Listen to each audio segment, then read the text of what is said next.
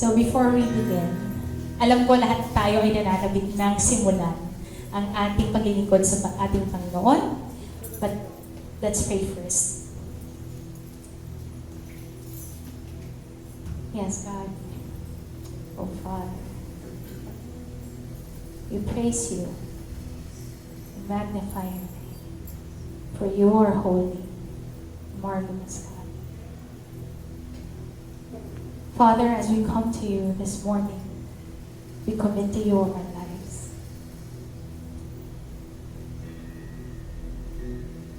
Lord God, please move in each and everyone's life this morning. We pray, O God, that you will be the center and that you will be lifted up, for you deserve it. Lord God, whatever dealings that we have this morning, meron man kaming mga bagay na gumugulo sa aming buhay at sa aming isipan. Tulungan mo nga po kaming isang tabi ang lahat ng bagay na yun at isuko sa iyo at sa iyong pangalan. Salamat, Panginoon, sa buhay na patuloy mong ibinibigay sa bawat isa. Sa pagkakataon na muli kaming makapaglingkod sa iyo, umawit at sumamba. Nawang yung banal na Espiritu ay patuloy na kumilos sa banal na tahanan ito, Panginoon. At patuloy naming maranasan ang iyong banal na presensya, iyong pagmamahal, ang iyong walang sawang pag-unawa, ang iyong walang sawang paggabay sa aming lahat. Ngayon, Panginoon, ang bawat isa ay nauuhaw sa iyo. At nais naming i-welcome ang iyong presensya, Panginoon, sa aming puso, sa aming buhay. Yes, O God. And now as we sing praises and worship to you, Lord God, may you be glorified. May you be pleased. Salamat, Panginoon. That's why we want to bring back all the highest praise. Glory, honor, and power are yours now and forever and ever. In Jesus' name we pray. Amen. Amen. This morning, let's offer our God all the praises, all the glory that He deserves. Let's all sing together to our God.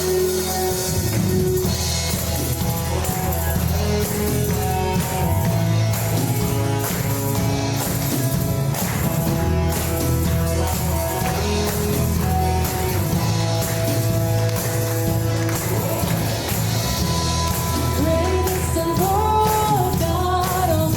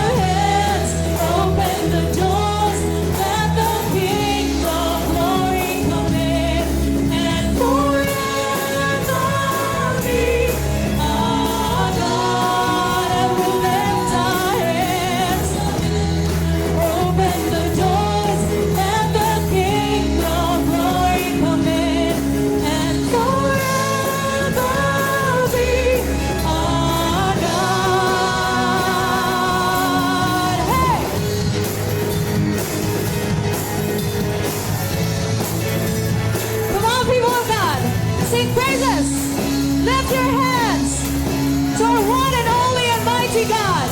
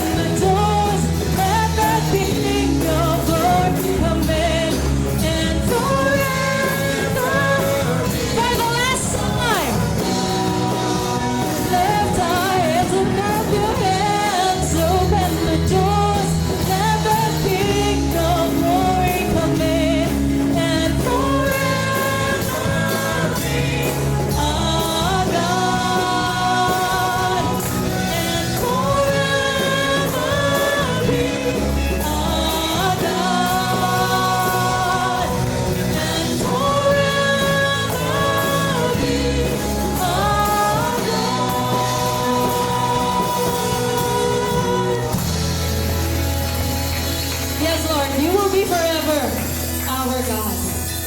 Amen. Hallelujah. This morning, I would just like to share to you the promise of the Lord, the promise of restoration. This is what the Lord said in Jeremiah chapter 33, verses 2 to 3. He who made the earth, the Lord formed it and established it. The Lord is his name. Call to me, and I will answer you, and tell you great and unsearchable things you do not know. So that is the God that we have. That whenever we call upon his name, he will not just simply answer us, but rather he will give us unsearchable and great things that we can never imagine. Hallelujah. Yes, Lord God. And now, let's declare and forever declare this, that our only hope is our God, who can give us all the answers that we need, who can give us all the things that we're longing for, in spite of the challenges and circumstances that we have. We have a God who is faithful. Let's sing to our God.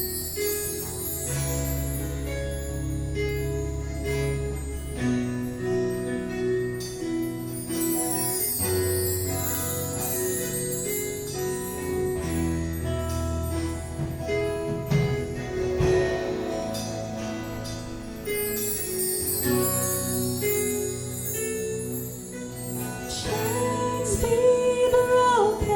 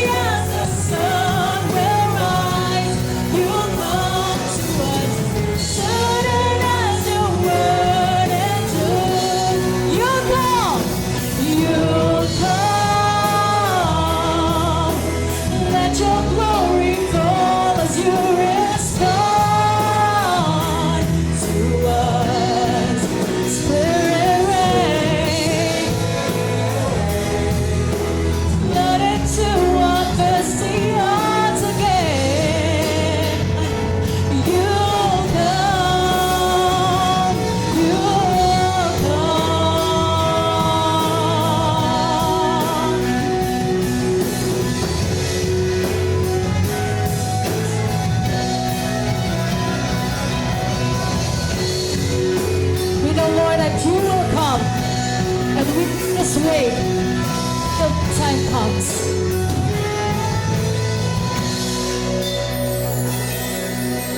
Chains be broken,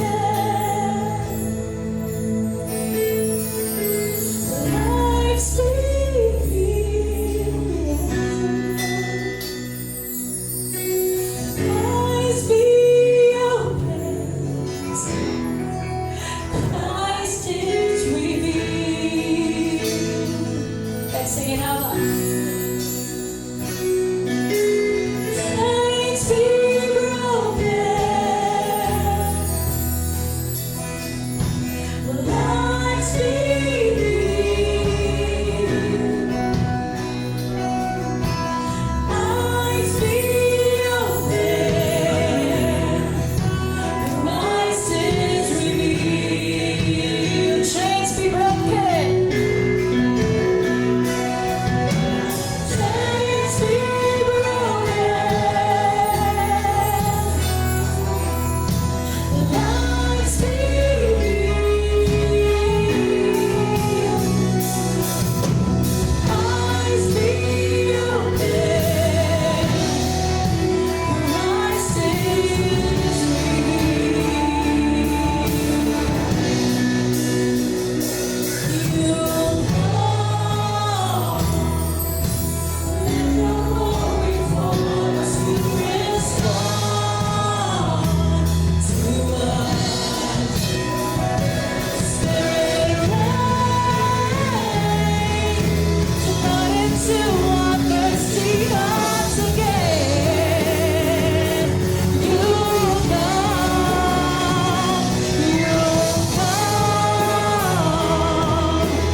Let your glory fall as you respond to us. Spirit reign, flood into our thirsty hearts again. You'll come. Chains be broken. Lives be healed. Eyes be opened. Christ is revealed.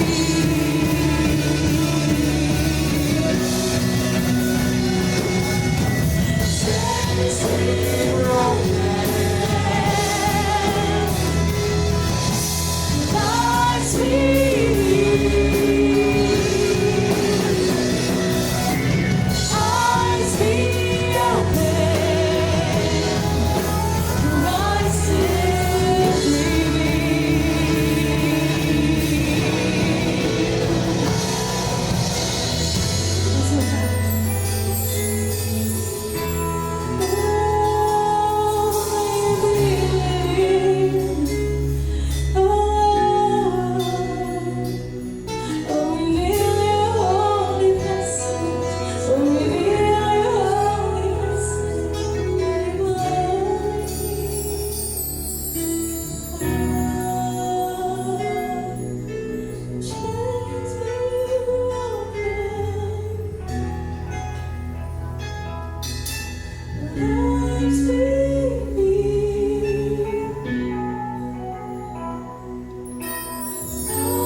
be opened. Christ is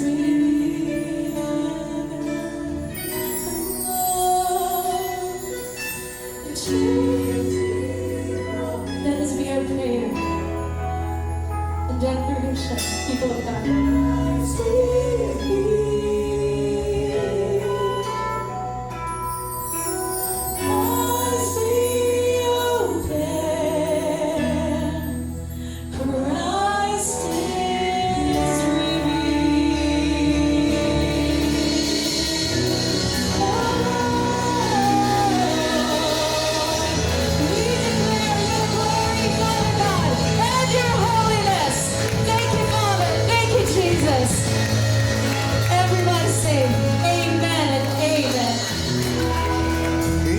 umaga po sa bawat isa at sa ating Panginoong Diyos na ating kasama. At Ngayon po, mga magulang kapatid, ay isang pagbati ang aking pasasalamat sa Diyos dahil tayo po ay nasa ika-24 na anibersaryong matagumpay na nanatili sa presensya ng Diyos. Okay? Shall we all stand and let us pray? Amang Diyos na nasa langit sa pangalan ni Jesus. Nagpapasalamat po kami, O Diyos, sa pagkakataong ito na kami po ay magkakatipon na muli upang makinig ng iyong mensahe, O Diyos, at makapaniig namin ang iyong banal na Espiritu, Panginoon, sa aming kalagitnaan. We allow the Holy Spirit to speak to us, to guide us, to illuminate us with your word, Panginoon, para lubha naming maunawaan, Panginoon, ang iyong magandang plano at ang iyong ginagawa sa aming mga buhay. In spite of calamity, pandemya, Panginoon, you're still there. And we trust in you, O God. Panginoon, muli kang kumilos at mangusap sa bawat isa sa amin. Tayong mga anak, O Diyos.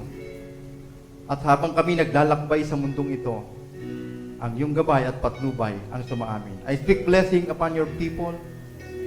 I speak protection upon your people, O God. Na saan man kami pumaparoon, ay kasama ka namin, Panginoon. At hindi mo kami pinababayaan. Maraming pong salamat sa gagawin mong tanda't himala sa aming mga buhay. At gayon din, bigyan mo ng karunungan yung ubang lingkod sapagkat ako'y kulang.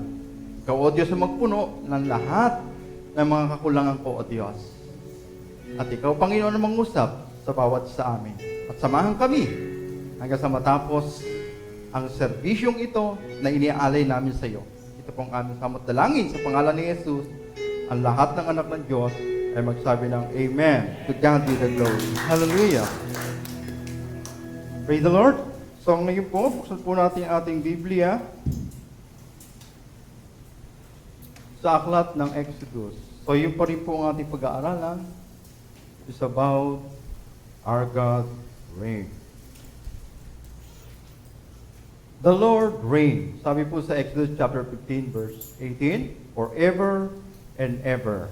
So sa Tagalog po, ikaw, Yahweh, ay maghahari magpakailanman. So ano po bang ibig sabihin nito?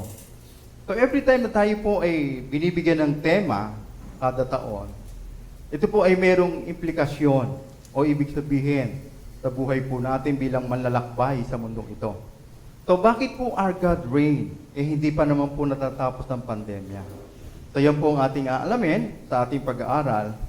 Nang sa ganon, hindi po tayo natitinag, hindi po tayo nagugulumihanan at nag-aalala sa maraming bagay dahil ang kalooban ng Diyos ang nasusunod sa ating mga buhay at sa nangyayari sa ibabaw ng mundong ito na hindi po nating kontrolado. Amen? So all we have to do is to do the will of God. Amen. So ano po ba ang pangyayari dito? So tignan po natin ang background. Exodus, meaning, to exit from Egypt, going to promised land, which is the land of Canaan. Amen? So, kapag kaalipin sa Egypt, sa pamamagitan ni Moises, tinawag ang bansang Israel o mga Israelita upang lumabas sa Ehipto at sila ay dalhin sa lupang pangako. Amen? So sa sitwasyon natin, mga magulang at kapatid, ang lupang pangako po natin ay hindi literal na lupain. Hindi kagaya nung the land of Canaan, ay talagang, alam niyo naman po ang alipin, walang sariling tahanan. At hindi sila makapamuhay ng malaya. Kaya ang nais ng Diyos, sila'y maging malaya. At ito nga po itinaguri ang bayan ng Diyos, ang mga Israelite. Amen? Saan sila dadalhin? Sa lupang pangako. So, tingnan po natin sa Exodus 13, 17, and 18. When Pharaoh let the people go, nung pinayagan daw ng Paraon ang mga Israelite na lumabas, God did not lead them on the road through the Palestine country. Though that was shorter. So, hindi sila dinala dun sa maikling daan. No? Kasi alam ng Diyos nga kung ano yung magiging consequence nito kung sila ay padadaanin sa shortcut na daan, which is the Palestine country, makikipagdigma sila ron. No? If they face war, they might change their mind and return to Egypt. Tignan niyo po ang isipan ng Diyos. Kasi yung isipan ng Diyos, hindi po kaisipan ng tao eh. Kaya mahalaga na tayo po yung naglalakbay sa mundong ito, no? Dahil para tayo mga Israelite na papunta sa lupang pangako, na yung which is the buhay na walang hanggan, ito yung ating wilderness na nilalakaran. Amen? So kung tayo po'y papunta ron, alam ng Diyos kung saan tayo dadalhin. Although medyo mahirap na daan, kasi nga nakita niyo po, pahirap ng pahirap ang pandemyang ito at hindi natatapos. Pero ito yung daan patungo sa lupang pangako at ayaw niya tayong mahirapan. At mamaya makikita po natin kung ano yung ginagawa ng Diyos sa kapanahunan natin at noon sa kapanahunan din nila to remind us. Hindi tayo pinababayaan ng Diyos sa kabila ng mga pandemyang ito. Okay? So God led the people around by the desert road toward the Red Sea. Tignan niyo po, saan sila pinadaan? Mahaba na. Wilderness pa, alam niyo na pa ng wilderness, walang pagkain, tuyot na lupa, no? Mainit. The Israelites went up out of Egypt ready for battle. Okay, sa Red Sea, dead end pa. No? Malayo na, Red Sea pa, no? Na tinatawag na dead end pa. At doon ipapakita ng Diyos yung kanyang kapangyarihan. Amen? Actually, ito pong Exodus chapter 15 verse 18, ito po yung awit ni Moises, 15:1 to 18. Awit ni Moises ito, bakit? Dahil sa nakita nilang himala na ginawa ng Diyos na yung Red Sea na yan ay pinabuka ng Diyos, na naging tuyo ang lupain at sila'y nakatawid, no? At paglampas nila, sinugod sila ng mga Roman soldiers o yung tinatawag na sundalo ng Pharaoh, no? Mga sundalo ng Parao, at sila po, nung makatawid na ang mga Israelites, biglang bumalik ang tubig at nangamatay ang kawal ni Pharaoh. Amen? So, Exodus 13, 17, 18, nang payagan ng Paraon ang mga Israelita, so tinatagalog ko lang po, para lubhan nating maintindihan, hindi sa daan patungong Pilistina sila pinaraan ng Diyos, kahit na iyon ang pinakamalapit. Ayaw niyang ang mga Israelita ay mapasubo agad sa labanan, baka magbago pa sila ng isip at magbalik sa Ehipto. So kaya sila'y pinaligid niya sa ilan. Biro niyo ho, ang layo nung kanilang dinaanan. Sila'y handa ng makipaglaban. Kaya yung travel nila, alam niyo ba, minumult sila ng Diyos doon sa travel nila, although mahigpit. At marami silang dapat na pagtalunan. Kaya nga, ang mga reklamo nila ba't mo kami dinala rito, Moises? Yung init-init dito, walang tubig, walang pagkain. No? Dinala mo pa kami rito para patayin. Kaya ang reklamo nila kay Moises, gano'n na lang. Hindi nila alam na ang Diyos pala ay kumikilos na sa kanila na hindi nila nalalaman. So, ngayon, kung ilalagay natin sa kapanahonan natin ngayon, we need guidance, which is the Holy Spirit and the Word of God. Amen? So, kailangan po natin ng karunungan dito. Ayan po ang nangyari. Amen? Kaya napakanta si Moises. At sumunod na kumanta si Miriam na kanyang kapatid. Napaawit sila sa kasayahang ipinakita ng Diyos na pagliligtas sa kanila. Amen? So, punta tayo po doon sa lesson. Our God reign, the Christian life isn't always easy. Sometimes God allow us to face a wilderness in our life. This involved God testing. He brought them a place that they had to trust God. Dinala sila para turuang magtiwala sa Diyos. Amen? Kaya yung kahirapang ito, mga magulang at kapatid, natetest ang church. Amen? Yung pagtitiwala natin sa Diyos. Yan po ang kailangan ngayon sa pandemyang ito, na mga Kristiyano ay nagtiwala pa rin sa Diyos. Amen? Hanggang sa katapusan ng daigdig na ito. Okay, our God reign, number one, involved God's will. When Pharaoh let the people go, God did not lead them on the road through the Palestine country. Though that was shorter, for God said, if they face war, they might change their mind and return to Egypt. So, involve God's will.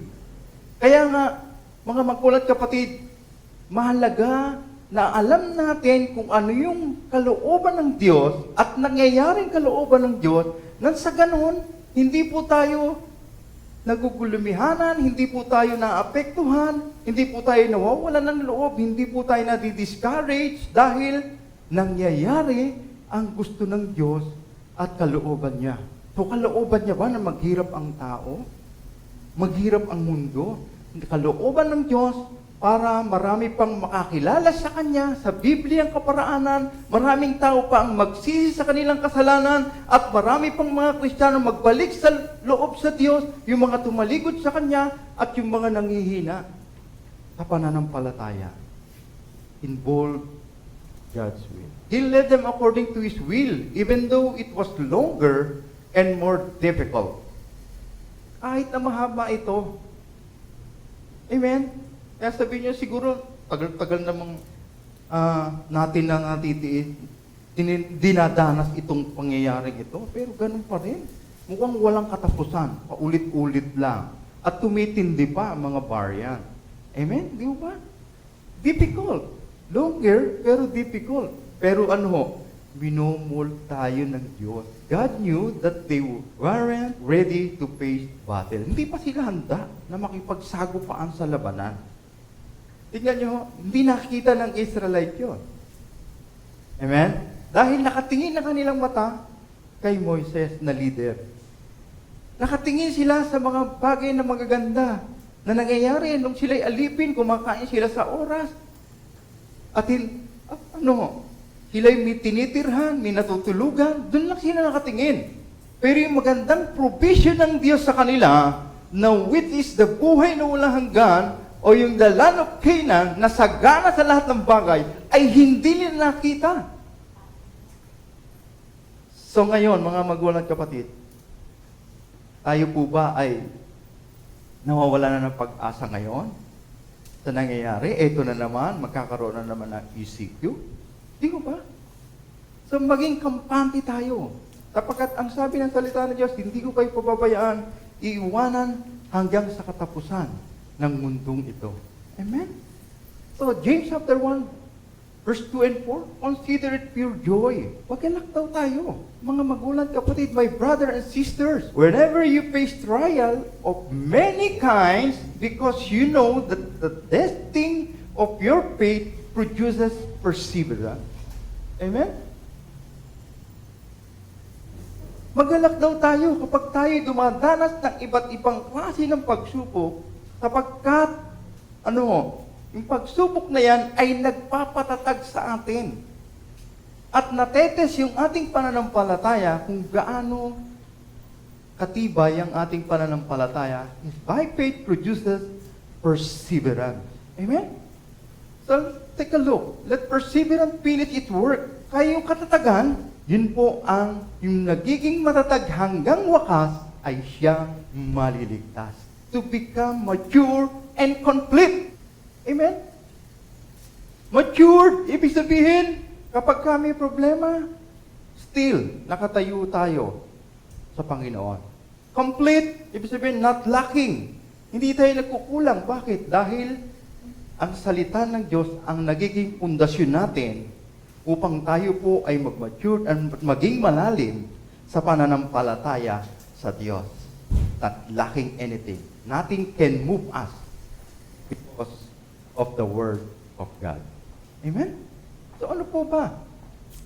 When you are going through difficulty and God's wonder, where God is remembered, that the teacher is always quiet during the test. Amen? Tayo po'y nakikinig ng salita ng Diyos. Nag-aaral tayo, may mga Bible tayo. Meron tayong preaching na nakikinig tayo sa mga pag-aaral. May lesson. Meron tayong mga binibigay na mga verses.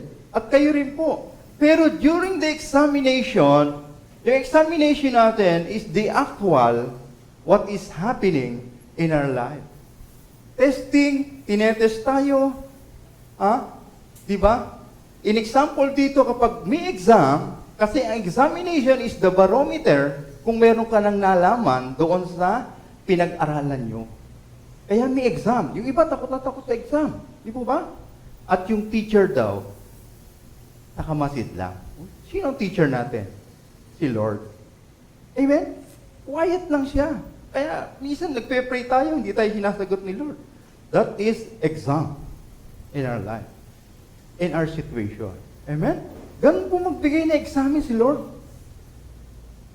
Kaya yung kalooban ng Diyos, kailangan alam natin. Amen? Oo. Merong nararamdamang hangin. Meron kang nararamdamang sakit. Pero kung alam mong kalooban ng Diyos, si Lord pa rin ang humahawak sa akin. Si Lord pa rin ang magtatagumpay. Although nararamdaman mo, still nananatili ka sa Diyos. Bakit? Dahil alam mo na yung teacher mo ay tahimik lang at tinitignan kung meron ka nang natutunan doon sa mga napag-aralan mo. Amen? Kaya mahalaga mga magulang at kapatid sa ating Panginoon, sa sitwasyon natin ngayon, alam natin yung kalooban ng Diyos. Amen? At hindi siya natutulog. 24/7 si Lord nakamatyag. At nakikita ang bawat sitwasyon sa buong mundo na nangyayari sa kapaligiran. At sa matter of testing. Amen? If we pass, kung tayo papasa sa buhay na wala hanggan, ang gantimpala. No? Kaya nga kapag ikaw daw po ay naghihirap, remember the reward. Amen? Alalahanin natin yung reward na which is walang kayang ipalit sa reward. Eternal life ang kapalit. Dito sa mundo may paghihirap. Pero doon sa bahay na hinihanda ng Diyos, sa Matthew chapter 14 verse 1 hanggang 3, na inihanda niya, sapagkat ang buhay na walang hanggan, siya ang nagpiprepare ng ating mga matitirhan doon sa kalangitan.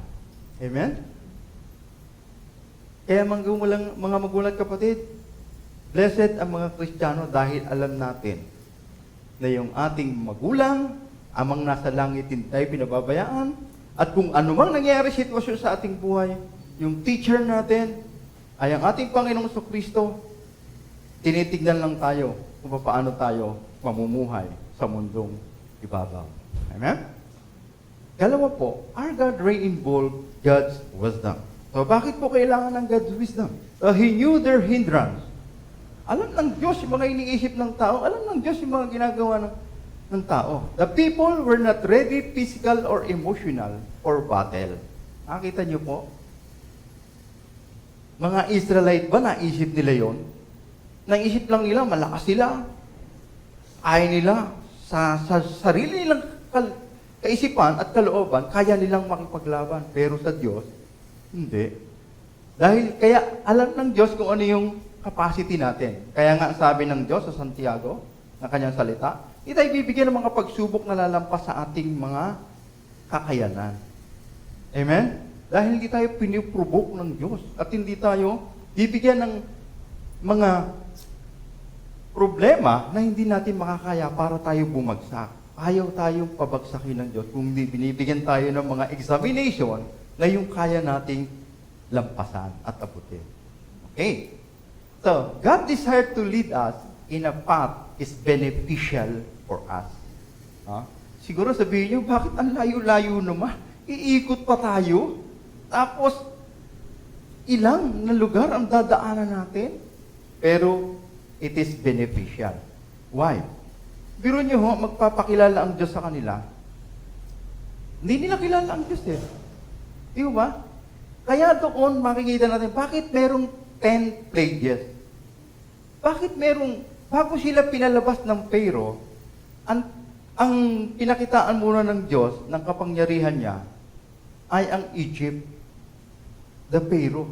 Bakit bago sila pinayagan? Meron munang tinatawag na salot. Hindi pa rin sila, hindi pa rin nila pinayagan ang mga Israelite. Amen?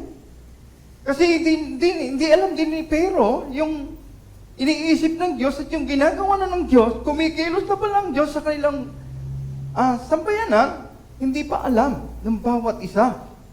Biro nyo, kung ano-ano mga salot na para payagan lang yung mga Israelite, pero hindi pa rin alam ng Pero. Diba? Kaya ito, God desired to lead us in a path which is beneficial. At ngayon, habang sila naglalakbay, tinuturuan sila ng Diyos. Ginutom para magpakumbaba sa Diyos at tumawag sa Diyos at humingi ng pagkain sa Diyos pamagitan ni Moises. Di ba? Ano pa ho? Walang tubig. Binigyan din sila.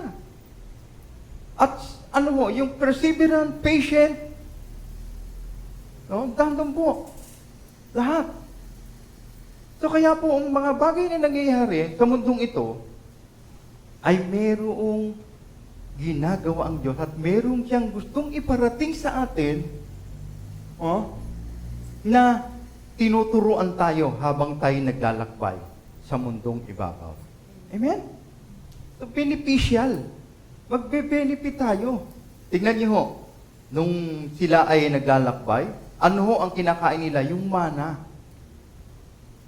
Bread from heaven. Sa New Testament, ang bread from heaven is Jesus Christ. Amen? Sa langit, bumaba siya ang bread. I am the bread of life. Amen? Sino mang kumain ng bread na yun ay hindi na mamamatay sa New Testament. Pero dito sa Old Testament, yun yung pagkain nila physically. At hindi rin nila naunawaan. Anong nangyari? Ano ba naman? Puro tinapay na lang. Nagpadala ang Diyos ng pugo, mga ibon, para makakain naman sila ng karne. Di ba? At ang sabi ng Diyos sa kanila, yung makukuha ninyo na pagkain, mana, kakainin nyo yan, sapat lang sa araw na kukunin ninyo. Kasi pag kumuha kayo ng sobra, masisira. Sabihin yung agahan, tanghalian, hapunan.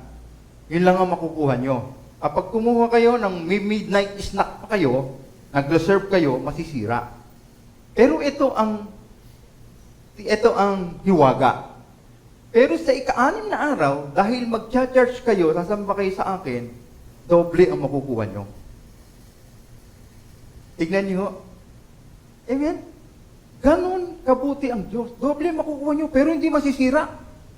Pero pagka kumuha ka ng pagkain ng sobra mula first day hanggang 5th day, sumuha ka ng sobra, masisira. Pero yung ika-6 days na kukunin mo, na 2 ulit, dahil sa ika-7 araw, hindi ka nalalabas para kumuha, hindi masisira. Tignan niyo ho ang protection ng Diyos. Amen? Kaya do you think na mga Kristiyano ay pababayaan ng Diyos if we are faithful to God? Hindi po. Amen? Kaya tayo po ay, God does not desire to see you fail. Hindi tayo hayaan ng Diyos na bumagsak at mapariwara ang ating buhay at mawalan tayo ng pag-asa at mamatay na hindi nakikilala ang Panginoon. Amen? God does not desire to see you fail. Kaya lagi nag-i-invite pa ang Panginoon. Matthew chapter 11 verse 28, come to me. Lumapit kayong lahat na bibigatan sa inyong pasanin at bibigyan ko kayo ng kapahingahan. Amen? So, ito po ang reason bakit tumatagal pa yung paglalakbay na ito. Marami pa ang tinatawag ng Diyos, marami pang gustong Panginoon na gawin sa buhay ng mga Kristiyano at doon sa hindi pa kumikilala sa Kanya, nais ng Diyos na makilala siya at magpakumbaba ang tao para makilala siya sa Bibliang kaparaanan. Amen? Romans chapter 8, verse 28. And we know that in all things God's work for the good, gumagawa daw ng Diyos sa lahat ng bagay sa ikabubuti ng Kanyang mga anak, of those who love Him, sa lahat ng mga nagmamahal sa Kanya, who have been called according to His purpose. Kaya tinawag tayo, may purpose ng Diyos. Amen? Para tayo po'y maglingkod sa Kanya. Kaya huwag tayong mawala ng pag-asa. Till magtiwala tayo sa Diyos na tumawag sa atin sapagkat maganda ang plano ng Diyos sa bawat isa sa atin. Ngunit kung ang sino man sa inyo ay kulang ng karunungan, bakit kailangan ng God's wisdom? Bakit sa our God reign kailangan ng God's wisdom? Huh? Ngunit kung sino man sa inyo kulang ng karunungan, humingi siya sa Diyos at siya'y bibigyan sapagkat ang Diyos ay nagbibigay ng sagana at hindi nanunumbat. Amen? Bakit kailangan ng karunungan? Tignan niyo po. Bakit natin kailangan? Footprint in the sun. Ano po ba ang karunungan dito? O, isang lalaki na nakakilala siya sa Panginoon, di ang saya-saya niya, naglalakbay siya sa dalampasigan, sa tabing ilog. At nakikita niya, kinakausap niya si Lord. Ba, kasama ko si Lord. Diba, tuwan-tuwa siya, kinakausap niya. Dahil nakikita niya, yung bakas ng paa sa dalampasigan ay 4, nag-iisa lang siya. Kasama ko si Lord. And one time, meron siyang problema. Ang bigat ng problema niya at siya'y naglalakad na naman sa dalampasigan, kinakausap na si Lord. Lord, bakit parang wala ka? Dahil ang nakikita ko lang ang aking yapak, ang aking footprint dito sa dalampasigan na ito. Bakit wala yung sa'yo? Lord, wala ka ba? Alam nyo, nangusap ang Diyos sa kanya. Hindi, anak. Ang nakikita mong bakas ng paa dyan, sa akin yan, hindi sa'yo. Dahil buhat-buhat kita. Dahil may problema ka. Yan ang wisdom. Amen? Kaya kumisan, tayo po ay nag-aalala sa maraming bagay, tayo po ay nawawala ng pag-asa dahil isip tayo ng isip sa problema at ang iniisip natin, pinababayaan tayo ng Diyos. Hindi. Ikaw ay kinakarga ng Diyos during doong meron kang problema, mabigat na sitwasyon sa iyong buhay. Kaya ang nakikita mo ay yung sarili mong footprint na nakikita mo. Kaya isang paris lang ang nakikita mo. Amen? Yun po yung karunungan sa footprint in the sun. Kaya in God's reign, we need wisdom. Amen? Wisdom is the right use of knowledge. Bakit po? Kasi ang knowledge, something you can acquire from the book, no? From your mentor, from your teacher, pag tinuturoan ka, that is knowledge. Pero yung wisdom is something you can apply sa iyong buhay. Amen? So, hindi lahat ng nagtapos, hindi lahat ng nag-aral, na-practice nila yung kanilang pinag-aralan. Bakit to? Diba? Kasi, yung na-i-apply nila ay yung gusto pala nila. Amen? Naalala ko po, ang dami kong mga kaklase sa Bible School, ang kaklase namin ni Pastora sa Bible School. Pero, pagka nabalitaan mo, naging ahente sila ng lupa. Oh? Pero ang natapos nilang kurso ay Bible School. Yung iba naman, nagtrabaho na lang sa mga bookstore, Christian bookstore.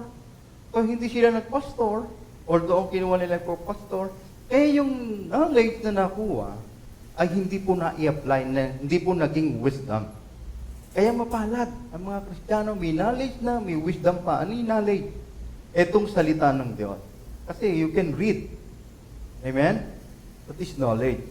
Pero yung wisdom, which is from the Lord, ito yung nagagaling sa Diyos at na-i-apply mo sa buhay mo. Amen? Kaya pala may pagsubok dahil tinetest lang tayo ni Lord.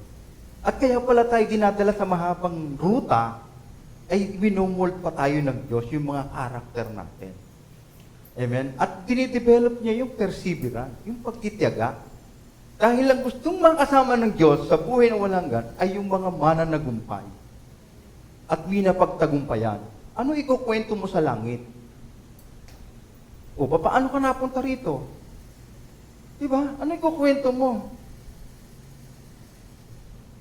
Kaya, mga magulang at kapatid, habang narito po tayo sa daigdig na ito, magtiwala tayo sa Diyos at manalig tayo sa kanyang salita. Ikatlo, our God reign involved God's hardship. Bakit po God's hardship? A learning way, wilderness was difficult and they found themselves having to depend on God, not of themselves. Amen? Hardship, oo, naghihirap ako, pero alam ko, ito ay para hindi ako magyabang, para hindi ako maging tuwail, hindi ako maging mareklamo, kundi tinuturuan ako ng humbleness, humility ng Diyos, no? Para ako ay dumepende lagi sa Diyos, not on myself. Amen? Hindi sa aking sarili. Sa Diyos ang papuri, sa Diyos ang kalakasan, sa Diyos ang karunungan. Lahat ng yan. Hardship. Kaya tayo may hardship para turuan tayo ng Diyos. A longer way, this involves God's timing. Yan nyo? Pati timing, alam ng Diyos.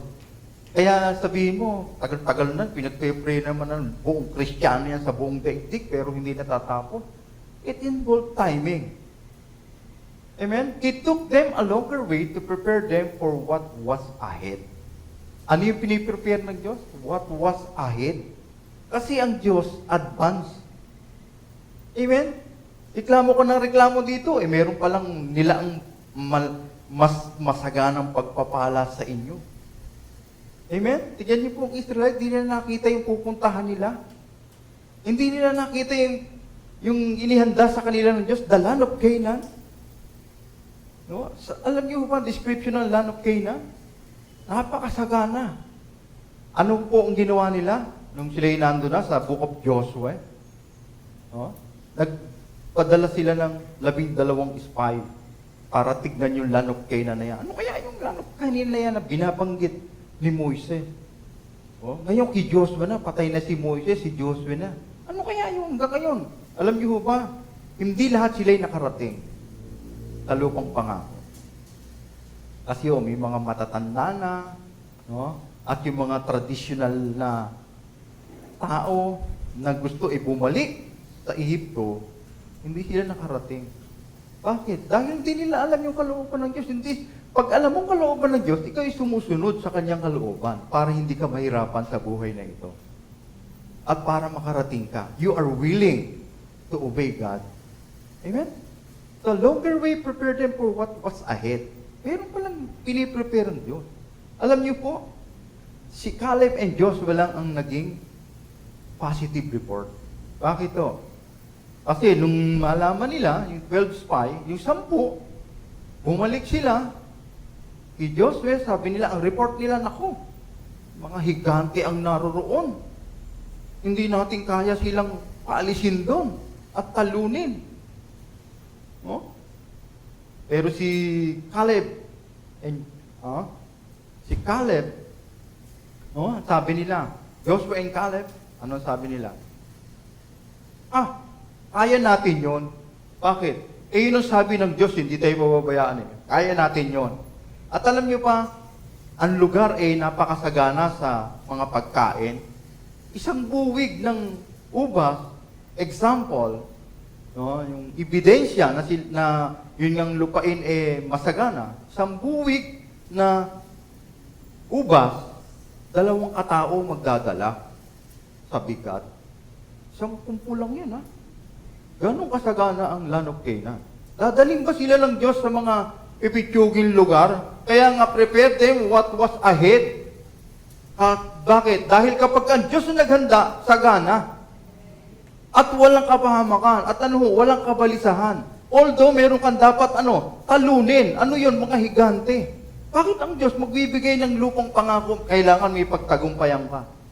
Sabi ko nga, ang Diyos gusto niya mananagumpay. Dahil ang ating Panginoong Kristo, nagtagumpay siya sa mundong ibabaw. Na ang akala ng marami, siya'y namatay na walang kabuluhan, maging ang dyablo, nakalaban ng Diyos, akala niya, nagapi niya ang Diyos, hindi ho. Tagumpay ang kamatayan dito sa lupa.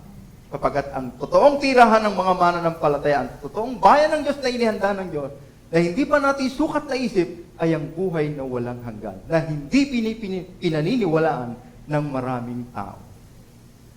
Amen? what was ahead. Kaya po ang sabi sa Hebrew chapter 12 verse 7, endure hardship as a God is treating you as His children. Bakit po? For what children are not disciplined by their father. Kaya daw tayo dinidisiplina ng Diyos dahil anak tayo, hindi tayo anak sa labas.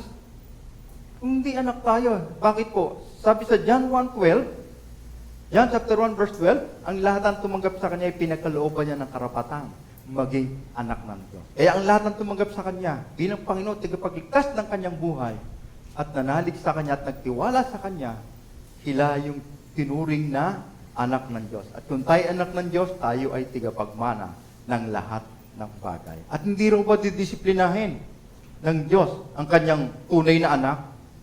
Halimbawa, ikaw nakikita mong kapahamakan, ang dadanasin ng iyong anak. Hindi mo ba siya sasawayin? Hindi mo ba?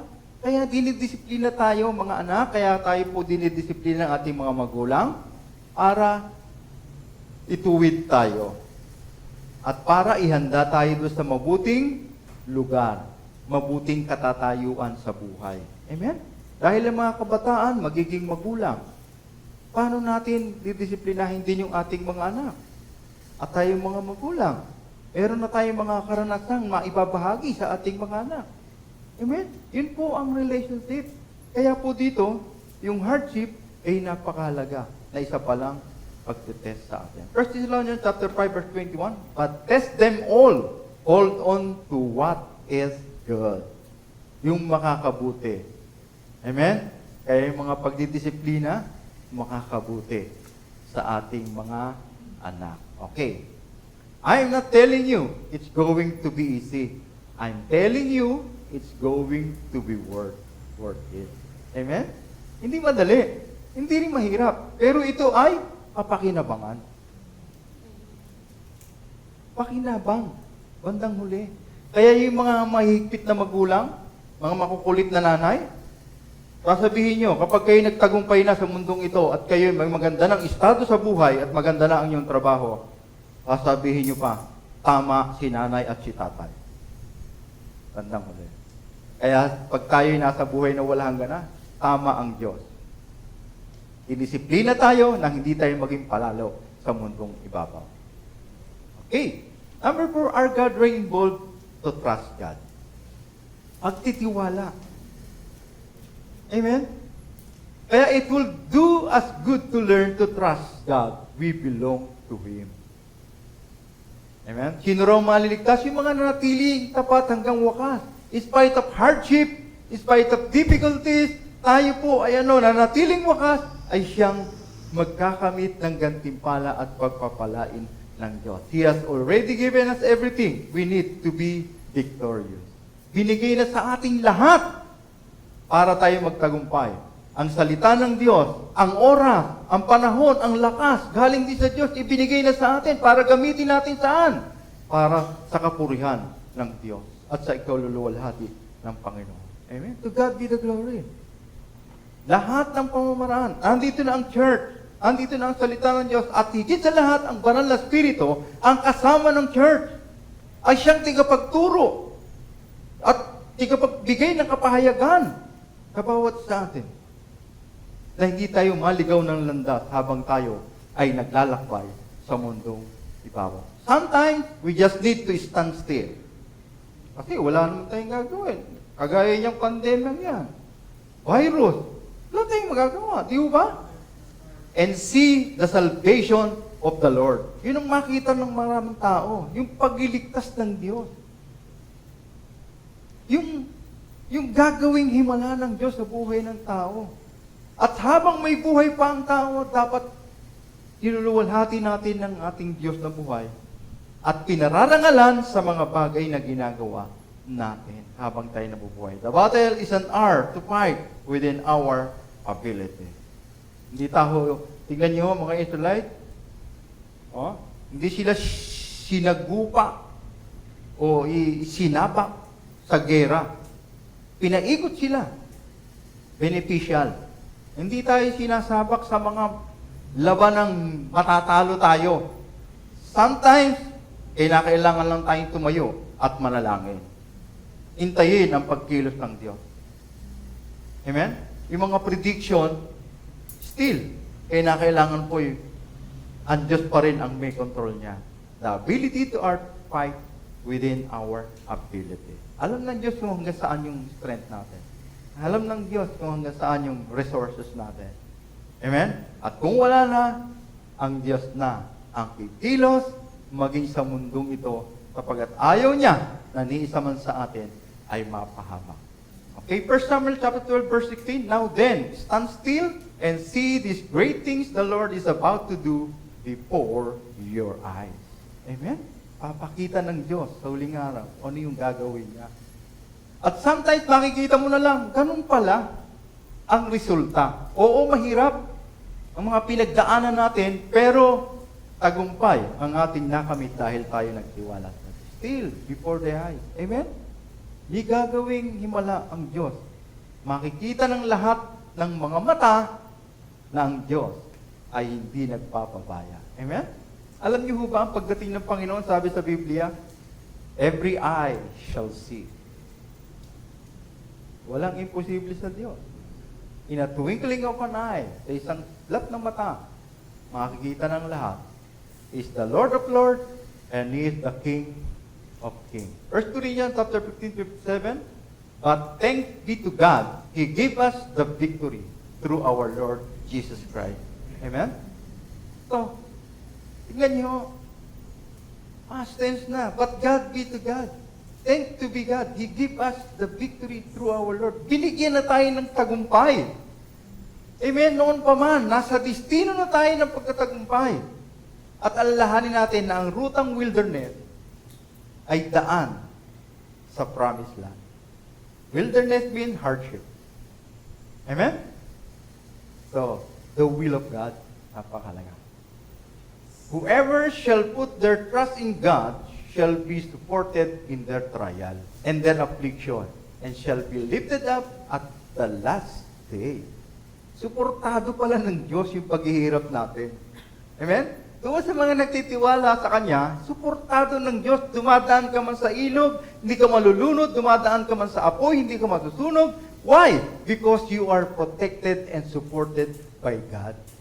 And in due time, affliction and shall be lifted up at the last day. Sapagkat sa buhay na walang hanggan, wala nang sakit at karamdaman, hindi na tayo magtatrabaho, wala nang hirap, at wala nang pagtulo ng luha, kundi puro kasiyahan. Yan ang inihanda ng Diyos sa lahat ng magtatagumpay sa mundong ibabaw. Ikalima, our God may involve God's care.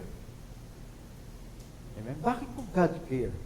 God's guidance. Napakahalaga po ng guidance. God did not leave them without direction. Guidance of God by the cloud and pillar of fire. Amen? Ano po ba yun? Yung sila'y pinayagan na ng Pharaoh na lumabas sa Egypt, alam niyo ba nagiging gabay nila?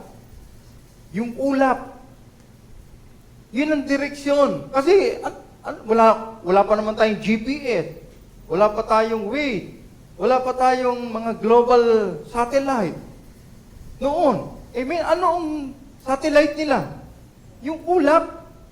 Kapag umaga, alam niyo ba kapag umaga, ito ay nagsisilbi nilang lilim pagka nagtatravel. Ang ulap po, yung tinatawag na guidance, yung cloud, ito po yung direction na nagbibigay sa kanila kung saan sila pupunta, kaliwa, kanan, o diretso. Yun yung nagiging guide nila. Ito po yung tumutukoy sa presensya ng Diyos. Amen? Kaya hindi sila pinaglakbay ng walang guide. Tingnan niyo po ang Diyos kapag ang plano niya ginawa, nasunod, mayroong guide. Amen? Sa tao, anong binigay na guide? The Bible. Basic instruction before leaving the earth.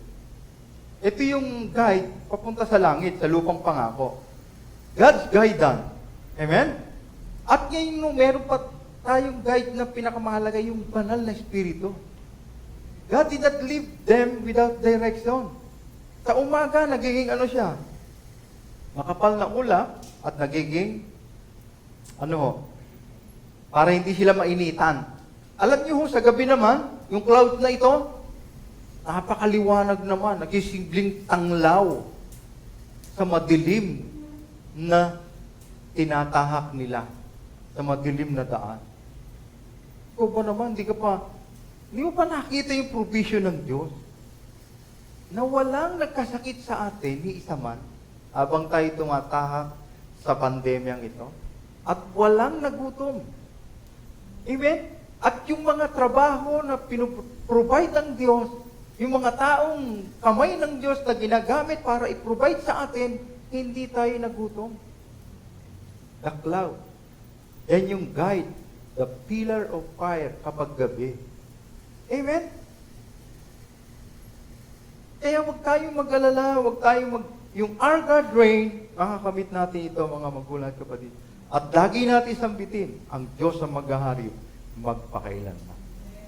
Ang Diyos, if we stay close to Him, guidance will be there. Amen? Guidance will be there. Ano ba yung mga distraction? Ang dami-daming distraction sa mundong ito. Di ba? Pati ang mga learning, ang daming distraction. Di ba? If we stay close to Him, His guidance will be there. God has a plan in our life. Jeremiah 29:11, for I know the plan I have for you, declares the Lord. Plan to prosper you and not to harm you. Plans to give you hope and future. Bibigyan tayo ng Diyos. Yung inilaan niya, maganda para sa atin. Yung future natin, maganda if we stay in the Lord. Amen? Stay close to the Lord. James chapter 4 verse 8, come near to God, and He will come near to you. Lumapit kayo sa Diyos at lalapit din ng Diyos sa inyo. Wash your hands. Maghugas tayo ng kamay. Di ba ngayon, puro hugas kamay din ngayon dahil sa virus. Pero itong paghuhugas, mga kapatid, ito yung pagsisisi sa kasalanan ng bawat mananampalataya at bawat tao. Wash your hands. You sinner. Lahat naman tayo makasalanan. Wala namang matuwid kahit isa, di ba? And purify your heart. So, linisin daw natin ating Diyos. Pasakop tayo sa Diyos. You double-minded. Bakit po? Minsan kasi, wavery tayo eh. No? Double-minded. At kung minsan, meron tayong tinatawag na yung pattern ng ating pag-uugali. Minsan mainit ang ulo, minsan malamig, minsan maayos, minsan hindi. Moody. No? Kailangan yung mga emotional na yan, kailangan po kontrolado ng Panginoon. Amen? Your mind, your heart, yung ating pagkatao. Kailangan isipin natin ang lahat ng bagay na mabubuti, kaibig-ibig, at kapuri-puri sa Kanya. God has a big plan for you. Plan to give you future, your hope. Meron palang mas malaking plano ang Diyos sa akin. Amen? Bakit po aksayahin ang buhay ko sa walang bagay na hindi maganda? Bakit ako mag-aalala? Makakaragdag ba ito sa akin kahit isang araw man lang sa aking buhay? Para mag-alala? Hindi ang ibon, hindi pinababayaan ng Diyos, hindi sila nagtatrabaho, hindi pinababayaan ng Diyos. Amen? Ipinoprovide ang kanilang mga pangailangan. How much more? Na tayo po, mga anak niya, hindi niya ibibigay mabubuting bagay sa kanyang mga anak. How good is our God? Amen? Our God reign involved God's will, God's wisdom, hardship, to trust God, and God's care. The question is this: are you still trusting God? Amen? Nagtitiwala pa ba tayo sa Diyos? Shall we all stand, mga kapatid? At tayo po ay magtiwala sa Panginoon. Ano man nangyayari sa mundo, ano man nangyayari, anumang sitwasyon, ang naranasan po natin, hindi maganda, kapatid, still trust in God. Amen? Tayo pong lahat ay umawit muna sa Panginoon. Ako'y magtitiwala sa iyo. Amen? Are you with me this morning? Hallelujah. Yes, Lord, we are here. Still stand still for you, O God. We want to give you honor. We want to give you praise. As long as we live, we love you, God.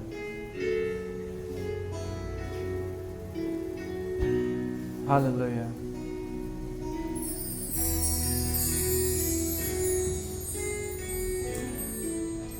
Are you still trusting God in spite of this many problems, in spite of many situations?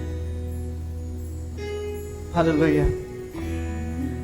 Tiwala sa'yo, kalakasan ko'y nanggagaling sa'yo. Oh, hallelujah. Ako'y nagtitiwala sa'yo. Salita mo ang tanging sandigan ko. Nagtitiwala sa'yo. Oh, praise you, Jesus. Kalakasan ko'y nanggagaling sa'yo.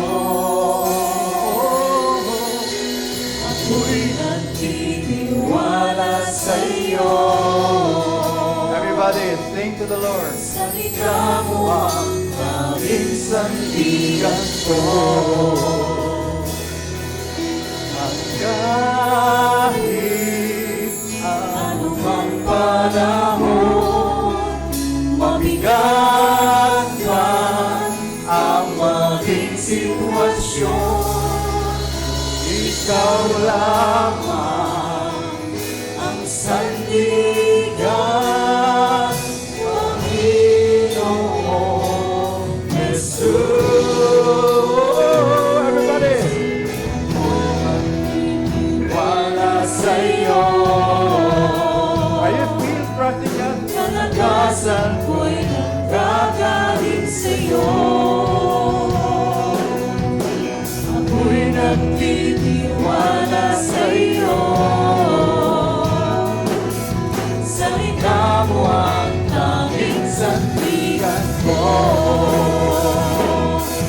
At kahit anumang panahon, mabigat man ang maging sitwasyon, ikaw lamang ang sandigan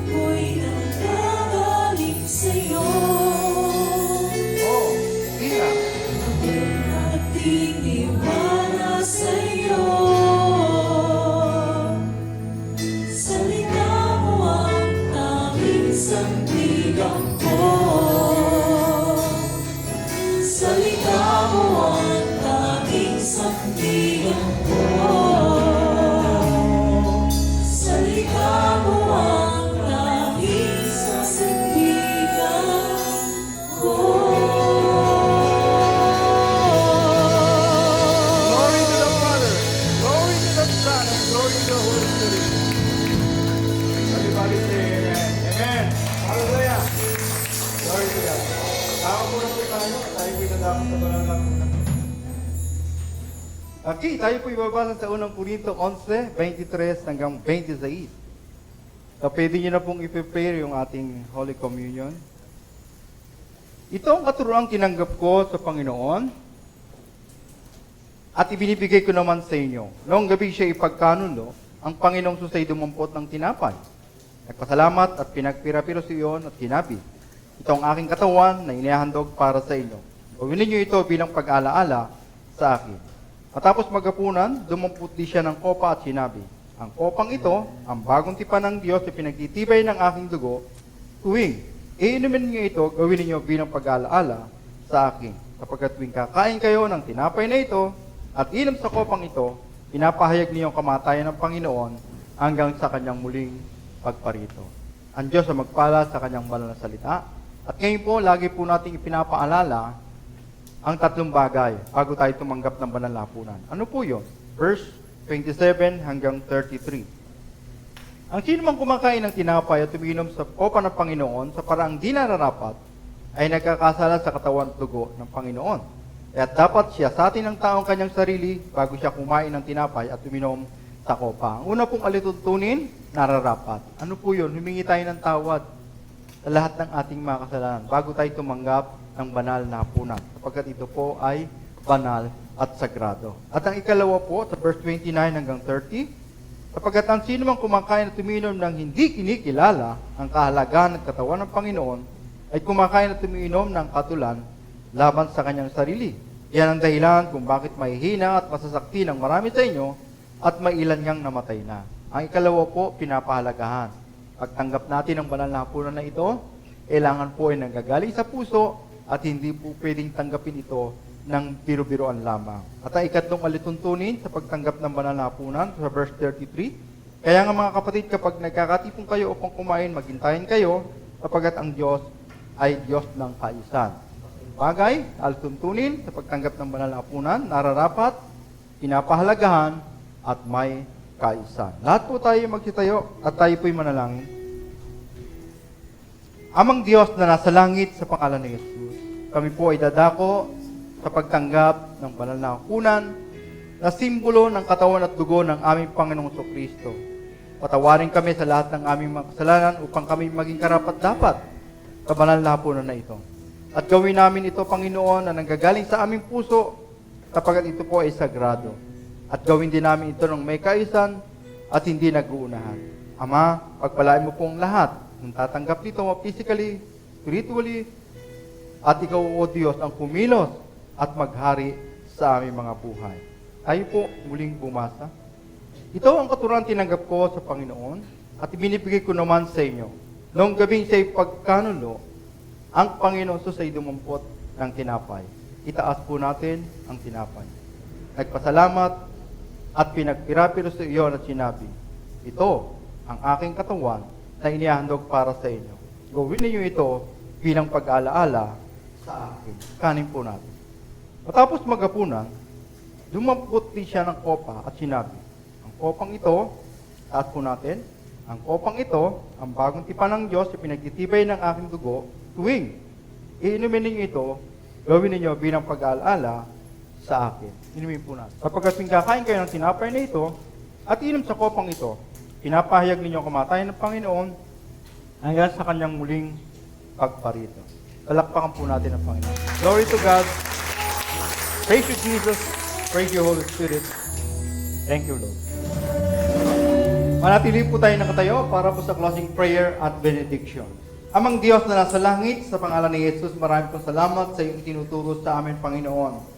Na ikaw ang guidance namin, Panginoon. Ikaw ang nagtuturo sa amin, Panginoon, sapagkat kalooban mo na kami magtagumpay sa mundong ibabaw na ito. Bagamat at sa tingin namin, Panginoon, ay matagal pa, malayo, Panginoon, ang lakbayin pa.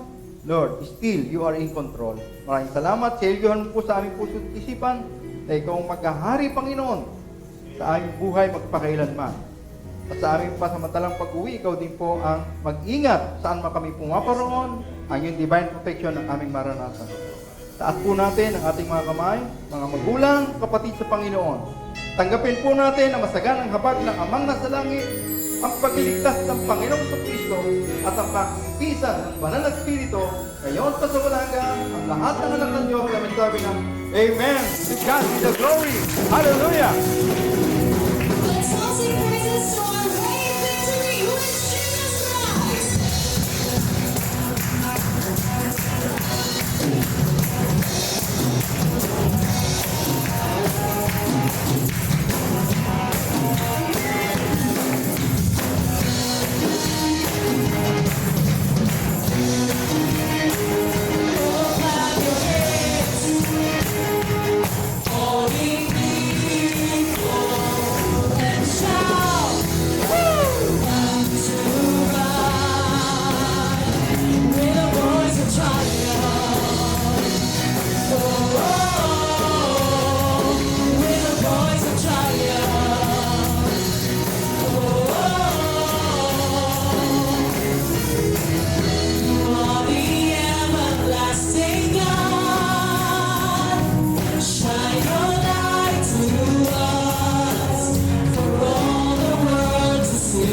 Yeah.